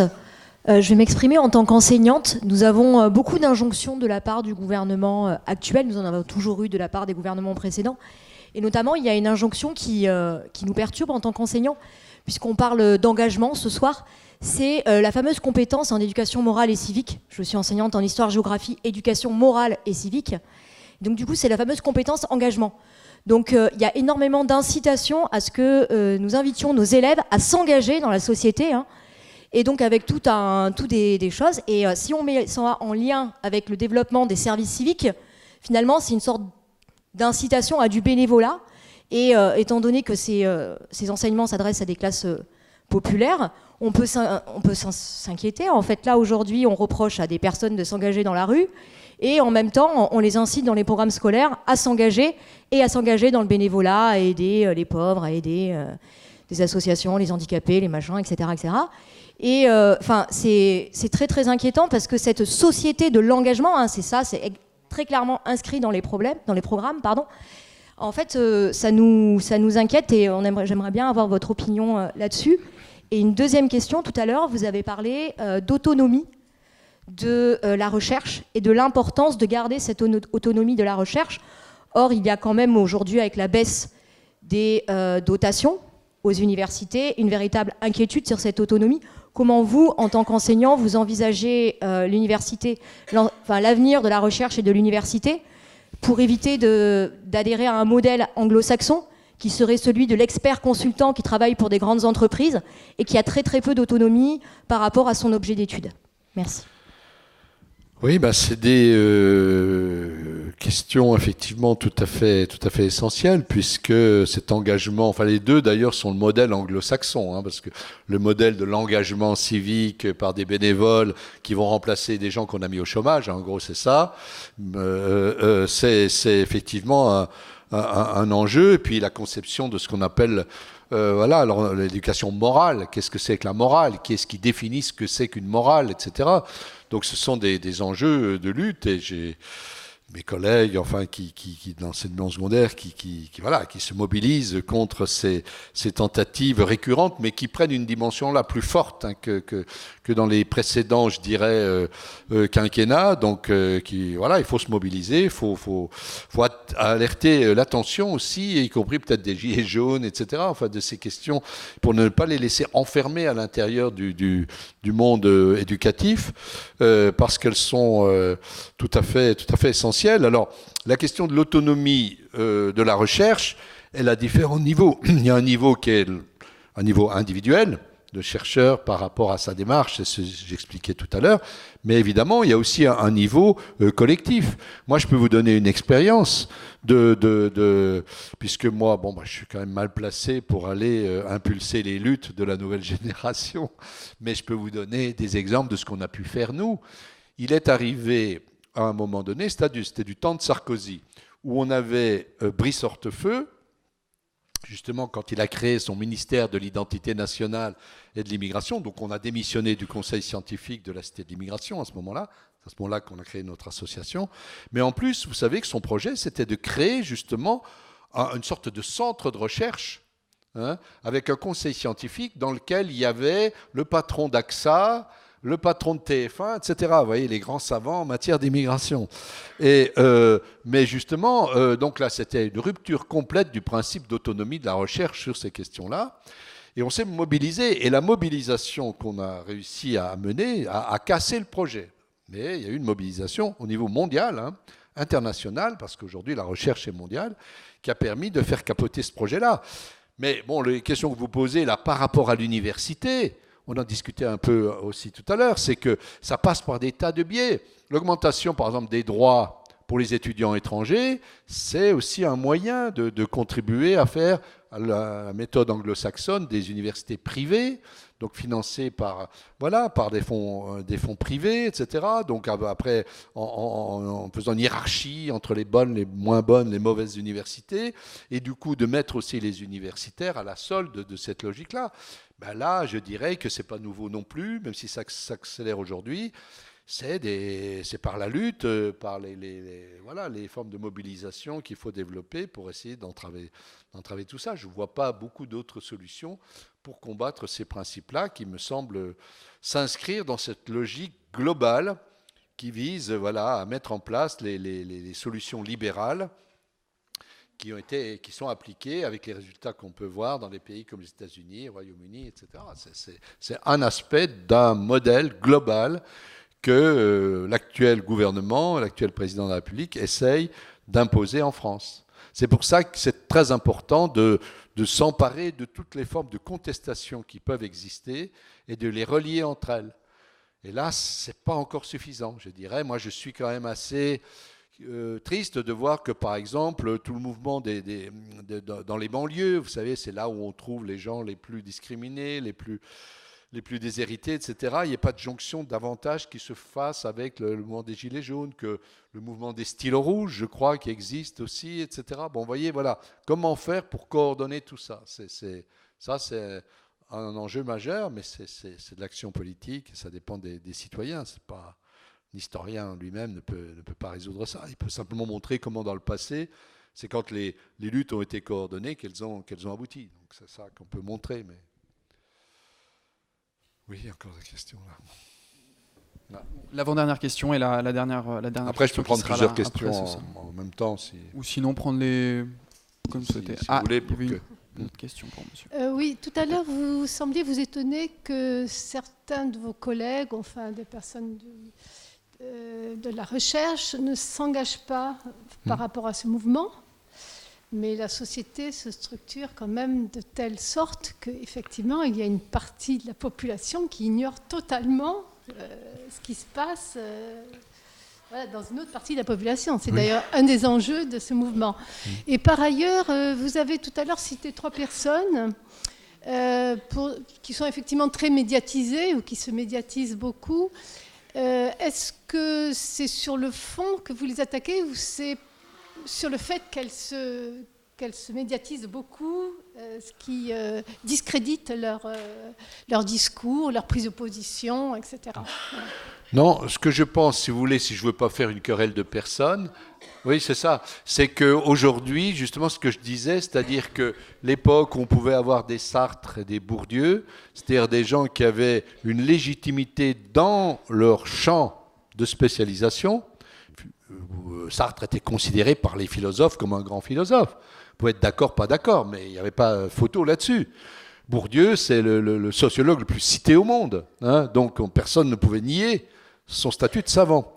Et en même temps, c'était des gens qui étaient engagés, qui étaient médiatiques, on pourrait dire, etc. Je dis aujourd'hui, ça a disparu. Parce que les personnes que je citais, aucune n'est reconnue dans le champ scientifique. Onfray n'est pas considéré comme un vrai philosophe, Finkielkraut non plus, etc. Vous voyez ce que je veux dire? Donc aujourd'hui, c'est ce qui fait que beaucoup parmi mes collègues ne veulent plus même aller à la télé parce qu'ils se disent « je vais me discréditer ». Vous voyez? Il y a cette... Donc pour essayer de maintenir un peu les deux, c'est extrêmement difficile. Il faut vraiment réfléchir, voilà. Et voilà, si les vrais savants avait pignon sur télé, pourquoi pas? C'est pas le fait de passer à la télé qui serait indigne. C'est devenu contradictoire. Moi, les expériences que j'ai eues là-dessus, j'avais juré que je ne refoutrais plus les pieds à une télé. La radio, c'est pas du tout pareil. Mais la télé, c'était donc une émission il y a plusieurs années, pourtant qui était considérée comme très honorable. C'était Serge Moati sur la 5, mais il m'avait Calais, c'était une émission sur l'immigration où j'étais d'un côté Delesquin, vous savez, c'est le raciste qui a créé Radio Courtoisie, là, qui a été condamné plusieurs fois pour racisme, et puis de l'autre, une jeune militante d'Assez le Feu, très engagée, mais bon, et les scuds passaient au-dessus de ma tête, vous voyez, et moi, je me disais, mais je n'ai pas pu en placer une. Je suis sorti de là, j'étais liquéfié, en dépression totale. j'ai dit, j'ai trahi ma profession, parce que je dirais, on me regarde, et moi, je suis incapable de... Qu'est-ce que vous voulez que je réponde à des machins comme ça? Bon, bref. Donc ça, vous dites, là, je suis piégé, j'y remets plus les pieds, c'est terminé. Combien de collègues j'ai eu qui m'ont dit la même chose, qui ont ressenti la même chose, vous voyez? Bon, je nuance maintenant, parce qu'il se trouve que j'ai participé à une émission qui s'appelle C'est politique, et là, il y avait un respect. Ça change les choses. Quand vous arrivez, vous êtes accueillis, les gens, ils ont lu ce que vous avez fait. Vous voyez, il y a un vrai... Vous dites, c'est pas vrai, je suis à la télé, là. Oui. Bon, et donc là, ça change tout. Donc, tant mieux qu'il y ait une nouvelle génération, que des choses... Et il faut encourager ces émissions, il faut les regarder, du coup, etc. Parce que c'est un combat qu'ils mènent eux-mêmes. Ils me disent, ils mènent un combat aussi à l'intérieur des chaînes télé. Il faut bien voir qu'il y a des gens qui se battent aussi là-dedans. Donc voilà, mais s'il n'y avait que des émissions comme ça, mais on serait tout content d'y aller. C'est pas... On en tire un bénéfice aussi, parce qu'après, nos bouquins se vendent plus, et tout s'ensuit. On est invité par les amis du monde diplomatique, donc c'est le bonheur intégral, vous voyez. Donc voilà, c'est pas de mauvaise foi, c'est pas de considérer que la télé en soi c'est dégradant, pas du tout. Mais il faut qu'on puisse être respecté pour ce qu'on fait, qu'on puisse à la télévision faire ce qu'on fait ici ce soir, vous voyez, entre nous, comme ça, voilà. C'est ça qu'il faut aussi, il faut lutter pour avancer là-dessus. Bonsoir. Moi, c'était pas de vous demander de prédire l'avenir, mais par rapport au passé, quand est-ce qu'il y a eu des acquisitions sociales? Est-ce que c'est avec de la violence ou de la non-violence? Oui, alors ça pose la vaste question de la violence et de sa définition. Hein.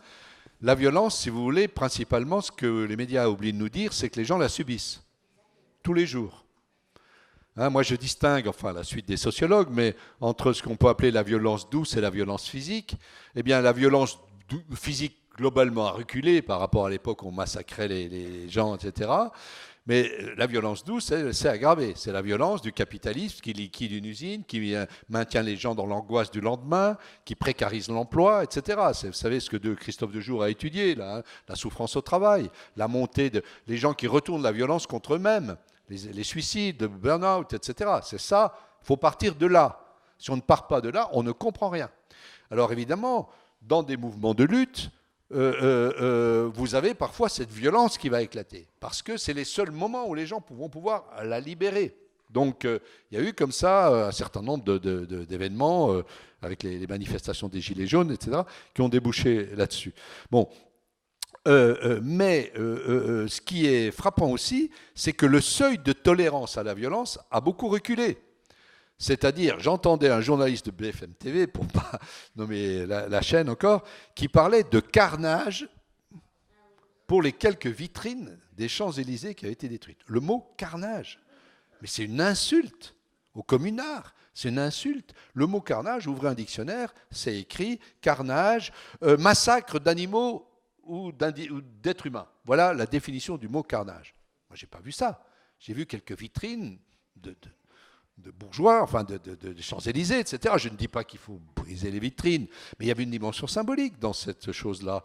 De même, à propos j'en parlais tout à l'heure, de l'Arc de Triomphe, bon, il y a une dimension symbolique, etc. Donc il y avait un sens quand même, etc. Donc là, effectivement, et puis qu'est-ce qui en ressort? Qu'est-ce que disent les gens sur les ronds-points ou autres? Ben oui, regardez-vous les cheminots. Hein, vous avez manifesté, vous avez fait grève, qu'est-ce que vous avez obtenu? Rien du tout. Regardez-nous, on a cassé 3 vitrines, et on a attaqué au bulldozer le machin, etc. On a brûlé Macron en effigie. 10 milliards. Donc c'est une sorte de pédagogie de la violence, quoi. Et les gens se disent, il faut qu'on fasse comme eux. Et moi, ça, je l'avais déjà rencontré il y a très longtemps, quand j'étais en Lorraine, à Longwy, au moment des grandes grèves de 79-80. Au début, vous savez, ça liquidait les usines dans la région. Au début, truc classique. Manif avec des enfants qui disaient « nous voulons vivre, étudier au pays », etc. Grève générale dans l'entreprise. Ils n'obtiennent rien. 2 mois plus tard, les militants locaux, allez hop, opération coup de poing. Alors là, il y a eu des opérations coup de poing dans tous les coins, ça a attiré les télés, voilà, il y a eu toute une série de choses qui ressemblent à ce qui se passe aujourd'hui. Ah, et là, du coup, c'était Raymond Barre à l'époque, etc., Giscard d'Estaing, ils ont commencé à lâcher du lest. Donc, si vous voulez, il y a cette dimension-là qui est évidemment flagrante, je dirais, dans les choses. Et puis le troisième élément, c'est aussi que le pouvoir récupère la violence. C'est pas nouveau, mais c'est le chantage pour essayer de casser le soutien de l'opinion publique. Là, on l'a vu récemment avec tous ces discours, etc. Donc on est dans cette logique-là aujourd'hui. Et donc c'est un enjeu aussi de lutte dans les définitions de la violence et puis les manières de rappeler que ceux qui souffrent plus de la violence, c'est les dominés. Voilà. Et puis, alors, j'oubliais, il ne faut quand même pas l'oublier, ça, c'est les sociologues qui travaillent là-dessus l'ont montré, c'est les nouvelles techniques de répression. C'est quand même ahurissant. Il n'y a jamais eu autant de répression qu'en 68, hein, à une époque où, d'ailleurs, même les CRS étaient beaucoup moins bien armés qu'aujourd'hui, et les contestataires beaucoup mieux, hein, avec ce nombre incroyable de gens qui sont arrêtés, interdits de manifester, etc. C'est quelque chose qui est aussi extrêmement inquiétant du point de vue des libertés publiques. Donc ça, c'est un autre enjeu aussi qui est posé aujourd'hui par rapport à la question de la violence. Ouais. Bien, merci beaucoup. Il est l'heure.